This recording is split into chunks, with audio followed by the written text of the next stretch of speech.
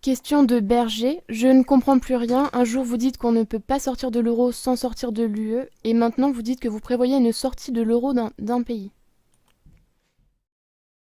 C'est pourtant très simple, hein. J'ai dit et je maintiens que l'on ne peut pas sortir de l'Union européenne, de l'euro sans sortir de l'Union européenne selon les textes juridiques en cours. Voilà. Et ça ne change pas.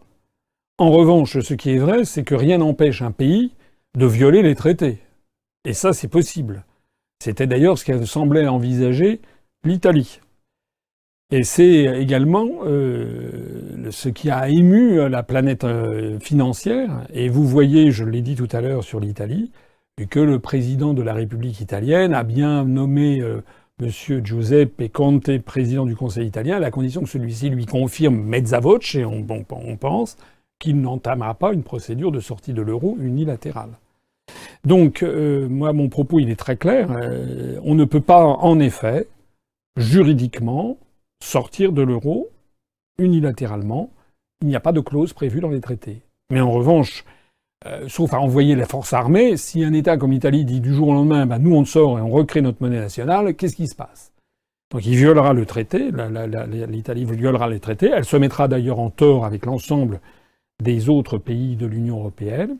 Il y aura donc un bouleversement énorme sur la scène financière internationale. Il y aura des problèmes énormes aussi pour savoir qui réglera la facture de 450 milliards d'euros que l'Italie doit à la Banque centrale européenne actuellement dans le cadre de Target 2. Mais voilà où on en serait. Alors pour l'instant, tout ça, c'est de la pure spéculation, puisque, comme je l'ai déjà dit, je le répète, le nouveau président du Conseil italien a commencé à donner des gages comme quoi il ne sortira pas. Alors c'est justement ce problème qui a fait que il y a eu un coup de tonnerre il y a donc 2 jours en Allemagne, dans le plus grand journal allemand, l'un des plus prestigieux journaux allemands, peut-être à égalité avec Die Welt, et qui s'appelle la Frankfurt, et puis il y a Handelsblatt aussi de Hambourg, mais l'un des principaux journaux allemands qui s'appelle la Frankfurter Allgemeine Zeitung, qui, comme son nom l'indique, est un journal de Francfort. Ce journal est un journal qu'on pourrait un peu comparer en France aux Échos, c'est-à-dire qu'il a une connotation économique tout à fait marquée et qu'il est lu par, disons, les élites allemandes du monde économique et du monde industriel et gouvernemental. Certains considèrent d'ailleurs souvent que certains éditoriaux de la Frankfurter Allgemeine, qu'on appelle la FAZ en allemand, FAZ, que souvent certains éditoriaux seraient inspirés par le gouvernement fédéral allemand en personne ou traduiraient très largement les pensées du gouvernement fédéral allemand qui se ferait ainsi parfois passer des ballons d'essai dans l'opinion pour voir comment l'opinion réagit. Alors c'est pour ça qu'il faut regarder de près ce qui se passe en Allemagne et de plus près encore ce qui est publié par la Frankfurter Allgemeine Zeitung. Et qu'est-ce qui vient de se passer avant-hier? Il y a eu un article, une espèce de lettre ouverte, publiée dans ce journal par 154 économistes qui sont la fine fleur des professeurs d'économie universitaire de toute l'Allemagne. Et notamment, pas seulement des professeurs, mais notamment l'un des plus célèbres économistes d'Allemagne qui est Jürgen Stark, qui d'ailleurs avait été le supérieur hiérarchique direct de Vincent Brousseau, notre responsable des questions monétaires. J'en parlais d'ailleurs avec lui au téléphone hier, et il était son supérieur hiérarchique direct lorsqu'il travaillait à la BCE. Et Jürgen Stark était le conseiller, l'économiste en chef de la Banque centrale européenne. Économiste en chef. C'est-à-dire, non seulement il était allemand, mais il était l'économiste en chef. Là, le patron de tous ceux qui pensent à l'euro de manière macroéconomique à la BCE et qui font des analyses économiques. Eh bien, lui-même a co-signé cette tribune qui dit quoi? Qui dit qu'il faut absolument que l'Allemagne rejette le plan Macron de réforme de la zone euro. Et pourquoi? Parce qu'en fait, le plan Macron, on a beau prendre les choses dans tous les sens, ça revient à dire quoi? Ça revient à dire qu'il faudrait mutualiser les dettes de tous les États de l'Union européenne, ce que l'article dénonce sous le titre de Union des responsabilités. Et donc, dans cette fusion, en fait, des responsabilités, tous les gens qui ont des dettes les mettraient au pot. Voilà. Alors évidemment, on comprend que ceux qui ont beaucoup de dettes et qui peuvent pas les rembourser, style les Grecs, les Italiens, les Espagnols, sont tout à fait favorables à ce dispositif. En revanche, on comprend que les Luxembourgeois, qui ont une dette publique de 8% du PIB, je crois, que les Allemands, que les Néerlandais, que les Finlandais, que les peuples scandinaves, qui ont en général une faible dette publique, ou en tout cas une dette publique moins forte, c'est pas vrai de l'Allemagne, mais déjà sont beaucoup plus réticents à ça, puis surtout, ils ont le sentiment que c'est eux qui vont devoir payer parce qu'eux, ils ont fait des réformes, et l'Allemagne a fait des réformes très importantes du fait que d'ailleurs la population allemande est notamment, et la classe moyenne est en voie de paupérisation. Il y a une vraie pauvreté qui se répand en Allemagne. Ils ont le sentiment, les Allemands, qu'ils n'ont pas envie de payer les retraites, les déficits des Grecs, des Italiens, des Portugais, des Espagnols, jusqu'à la Saint-Glinglin. Voilà. Donc les 154 économistes ont dit non. On dit le gouvernement allemand doit absolument rejeter le plan Macron. Alors, de toute façon, c'est un secret de polichinelle. Il n'y a pas que les Allemands. Les Allemands, c'est le dernier coup du cercueil, parce que le plan de Macron, avec son ministre des Affaires, ce ministre des Finances de la zone euro, avec cette mutualisation des dettes, cette union de transfert, comme on dit, qui ne dit pas son nom, en réalité, il y a déjà 8 autres pays d'Europe du Nord qui ont déjà dit non. Donc je vous rappelle il suffit de l'unanimité pour dire niet, donc déjà, c'est terminé.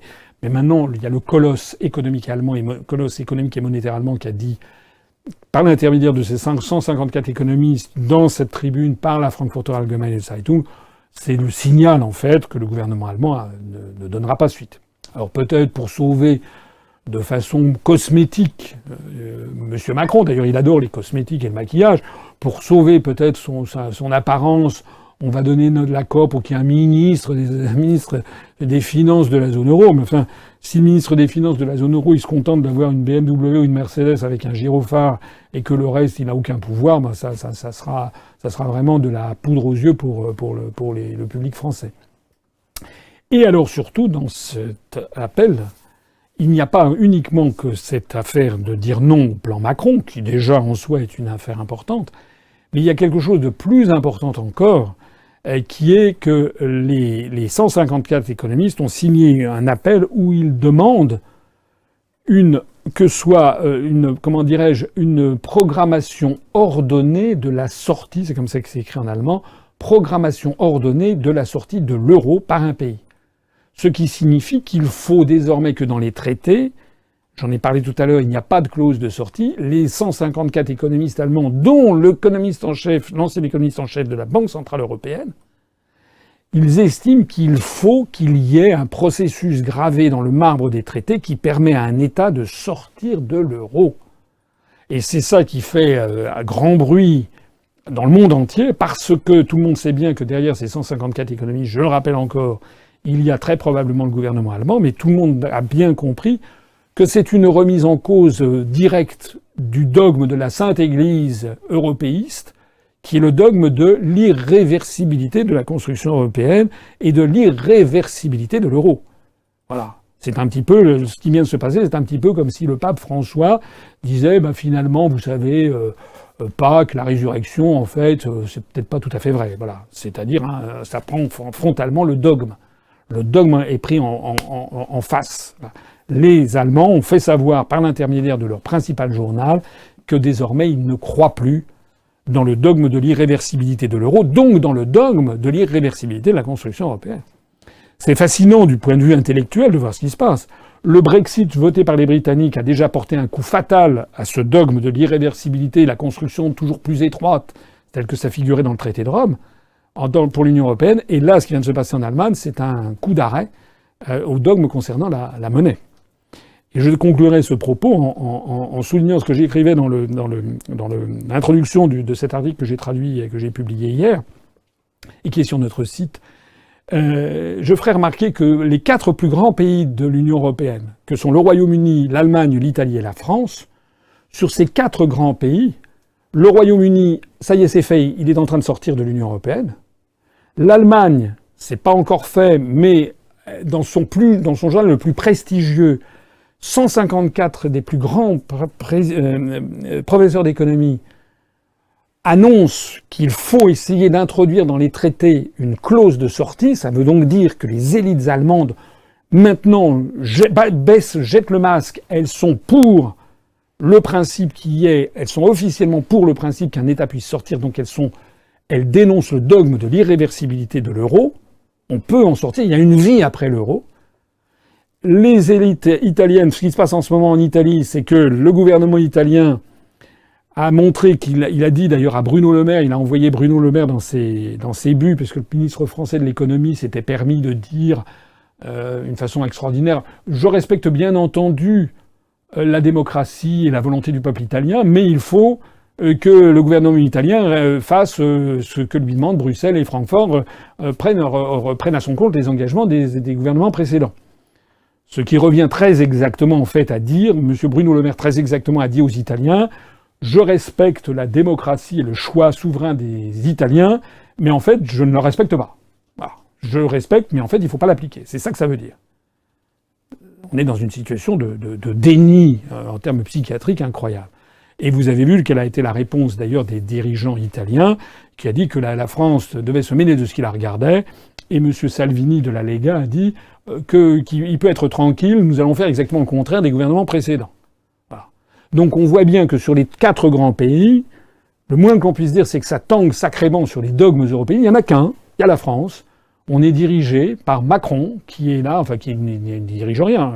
Il est là, il se fait épouster les pellicules par le président des États-Unis, et c'est comme ça, avec un... Et donc M. Macron se répand, il va à droite, à gauche, il est là, il paraît comme un européiste forcené, personne ne le lui a demandé.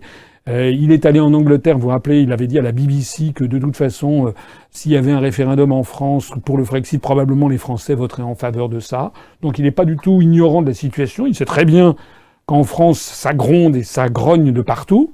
Heureusement pour lui qu'on fait mousser le Front National d'un côté et France Insoumise de l'autre pour faire peur aux Français et leur faire croire que être critique contre l'Europe, c'est être extrémiste.